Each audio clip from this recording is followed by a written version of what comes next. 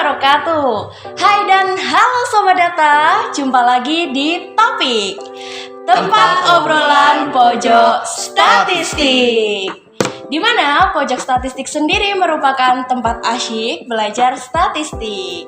Saya Mei, agen pojok statistik Universitas Maijen Sungkono, yang pada episode topik kali ini akan ditemani rekan-rekan yang hebat dari Politeknik Statistika STIS Jakarta, yaitu dengan siapa di sini?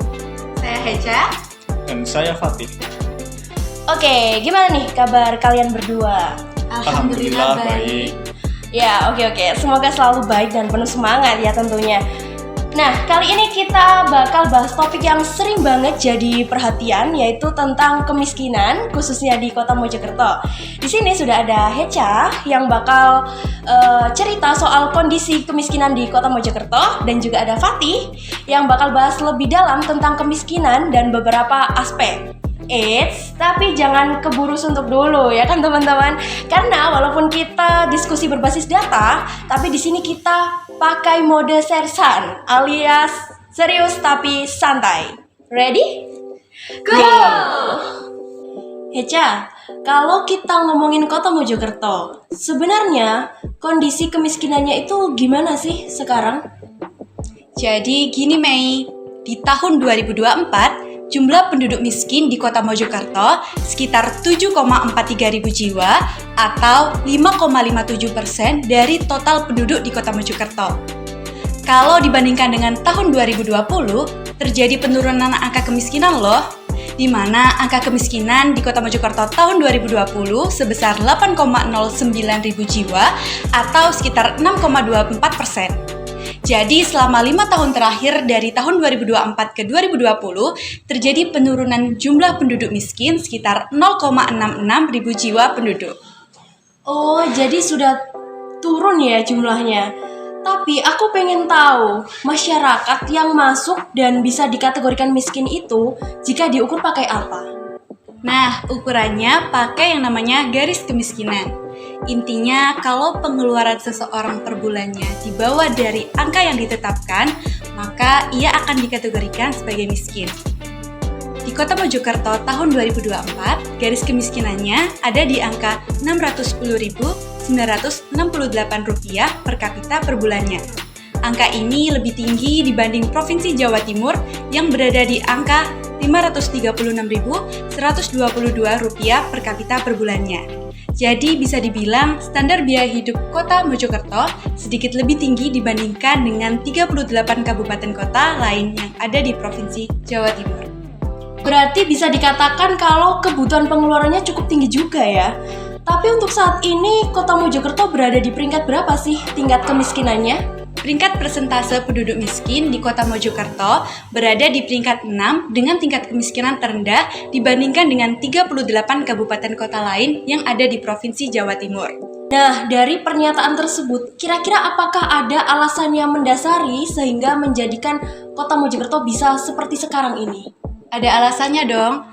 Yang pertama karena luas wilayah Kota Mojokerto yang terkecil dibandingkan dengan 38 kabupaten kota lain yang ada di Provinsi Jawa Timur, sehingga membantu pemerintah Kota Mojokerto dalam pendistribusian bantuan, sehingga bantuan tersebut dapat lebih tepat sasaran.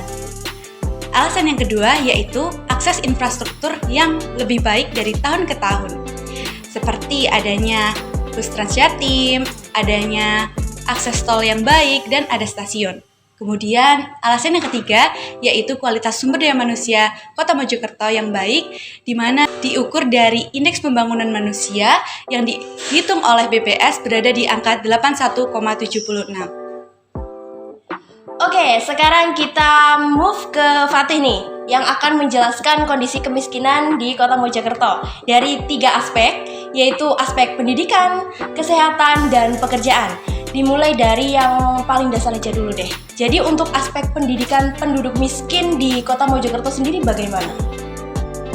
Nah, kalau dari pendidikan, ternyata banyak juga penduduk miskin yang udah lulus SMA ke atas ya. Sekitar 43,26% itu data tahun 2024. Kalau dibandingkan sama data tahun 2020, itu cuma 28,66%. Jadi sebenarnya banyak dari penduduk miskin ini mereka udah sekolah, tapi mereka tidak bisa dapat kerja yang layak gitu. Oke. Kalau anak-anak usia sekolahnya itu sudah bagus banget. Jadi angka partisipasi sekolah untuk anak usia 7-12 tahun dan 13-15 tahun itu sudah 100%. Itu dari 2020 sampai 2024 sama semua 100%. Jadi semua anak dari keluarga miskin ini mereka sudah bisa sekolah paling tidak sampai SMP. Wah, keren tuh. Kalau sekolah udah terjamin, berarti dari sisi pendidikan sudah cukup baik ya berarti kan. Terus kalau dari aspek kesehatan gimana? Kalau untuk kesehatan juga cukup oke.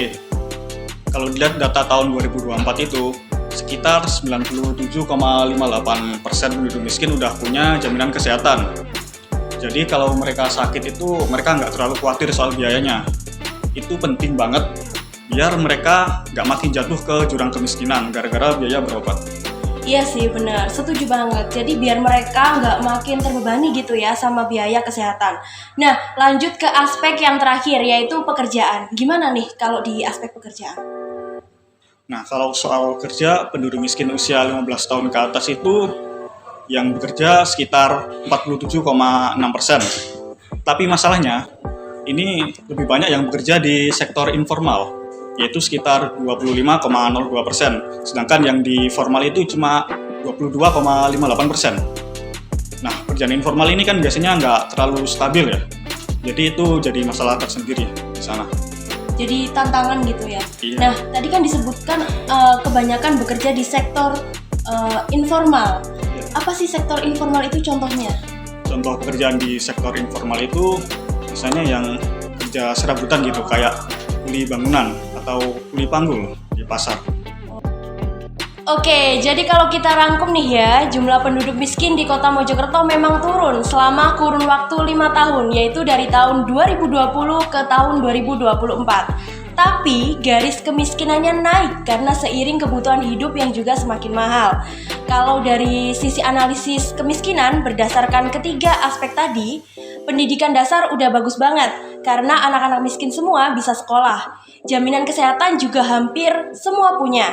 Tapi tantangan terbesarnya justru ada di aspek pekerjaan karena mayoritas masih bekerja di sektor informal yang punya tantangan dan membuatnya tidak stabil.